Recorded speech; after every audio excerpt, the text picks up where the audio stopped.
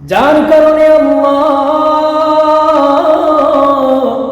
এই দুনিয়াকে এত সুন্দর করে সাজাইলেন, যাকে আল্লাহ তাআলা হাবিবুল্লাহ বলে ঘোষণা দিলেন, যাকে আল্লাহ তাআলা দুনিয়ার মধ্যে থাকা অবস্থায় আল্লাহ তাআলা মেরাজে গমন করাইলেন। অথচ আল্লাহ তাআলা দুনিয়ার মধ্যে আর কোন নবীকে, কোন রাসূলকে দুনিয়ার মধ্যে থাকা অবস্থায় মেরাজে গমন করাই নাই, আল্লাহ তাআলার সাথে সাক্ষাৎ করার সুযোগ দেন নাই। ওই নবী যেহেতু দুনিয়ার মধ্যে থাকতে পারে নাই, তাহলে আপনি আমি কেন দুনিয়া নিয়ে এত ব্যস্তর মধ্যে পড়ে আছি? অথচ যেই নবীর উসিলায় আল্লাহ তাআলা এই দুনিয়াকে সাজাইলেন, ওই নবী যেহেতু দুনিয়ার মধ্যে থাকতে পারে নাই, তাহলে আমরা কেউ দুনিয়ার মধ্যে থাকতে পারবো না। এই দুনিয়া কোনো থাকার জায়গা না। এই দুনিয়ার মধ্যে যে যেভাবে দুনিয়াকে সাজাক না কেন, যখন আল্লাহ তাআলা ডাক দিবেন, কেউ দুনিয়ার মধ্যে থাকতে পারবে না। আল্লাহ তাআলা দুনিয়াতে আমাদেরকে একটা পরীক্ষার হল হিসাবে প্রেরণ করলেন। যখন আল্লাহ তাআলা ডাক দিবেন, সময় শেষ হয়ে যাবে, দুনিয়ার সব কিছু ছেড়ে দিয়ে আমাদের চলে যেতে হবে। আল্লাহ তাআলা কোরআনের মধ্যে বলছেন, আইনামা তাকুনু ইদরিকুমুল মাউত ওয়ালাউ কুনতুম ফি বুরুজিন মুশাইয়াদা। আল্লাহ তাআলা বলতেছেন, এই মৃত্যু থেকে কেউ পলায়ন করতে পারবে না, যদিও তুমি এমন প্রাসাদের মধ্যে থাকো, যদিও তুমি এমন একটা অট্টালিকার মধ্যেও থাকো যেখানে দুনিয়ার কোনো আলো পৌঁছতে পারে না, যেখানে দুনিয়ার কোনো বাতাস পৌঁছতে পারে না, কিন্তু মৃত্যু তোমার ওই জায়গায় গিয়ে উপস্থিত হবে। এই নিশ্চিত মৃত্যু থেকে কেউ পলায়ন করতে পারবে না।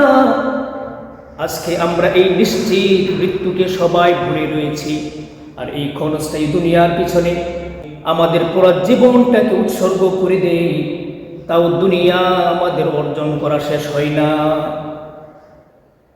আল্লাহ তাআলা কোরআনের উপরে আয়াতের মধ্যে বলেন, ওয়ামা হাযিল হায়াতুদ দুনিয়া ইল্লা লাহু ওয়া লাইব। এই দুনিয়ার জিন্দেগিটা হলো একটা খেল তামাশার জিন্দেগি। ওয়া ইন্নাদ দারাল আখিরাতা লাহিয়াল হায়াওয়ান, আর আমাদের আসল বাড়ি হলো আখিরাত। লাউ কানু ইয়ালামুন, কিন্তু আমরা অধিকাংশ এটা বুঝতে চাই না, বুঝি না। আল্লাহ তাআলা কোরআনের এই আয়াতের মধ্যে কত সুন্দর করে বললেন, এই দুনিয়ার জিন্দেগিটা হলো একটা খেলতামাশার জায়গা, আমাদের আসল বাড়ি হলো আখিরাত। কিন্তু আমরা অধিকাংশ এটা বুঝি না, জানি না, বুঝতে চাইও না, বোঝার চেষ্টাও করি না। আমরা কিভাবে আসলাম, কোত্থেকে আসলাম, আমাদের অস্তিত্ব কি ছিল, কে আমাদেরকে পাঠাইলো, কেন পাঠাইলো, কি করছি, কি নিয়ে যাব, আমরা কোনো চিন্তা করি না।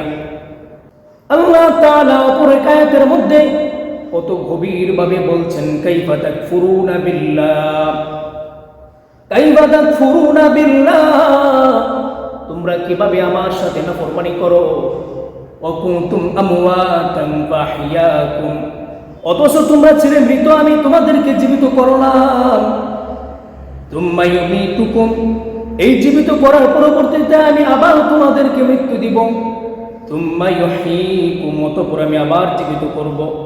তুম্মা ইলাইহি তুরজাউন, এরপরে আমি আল্লাহ তোমাদেরকে আমার সামনে উপস্থিত করব। কিভাবে তুমি এত কিছুর পরেও তুমি আমার সাথে নাফরমানি করো? এত কিছুর পরেও তোমরা কিভাবে আমার সাথে নাফরমানি করো? যদি আমরা এই কয়েকটা আয়াতকে একটু বুঝতে পারি, অনুধাবন করতে পারি, তাহলে আল্লাহ চাহে তো আমাদের পুরা জিন্দেগির মূল পরিবর্তন হয়ে যাবে।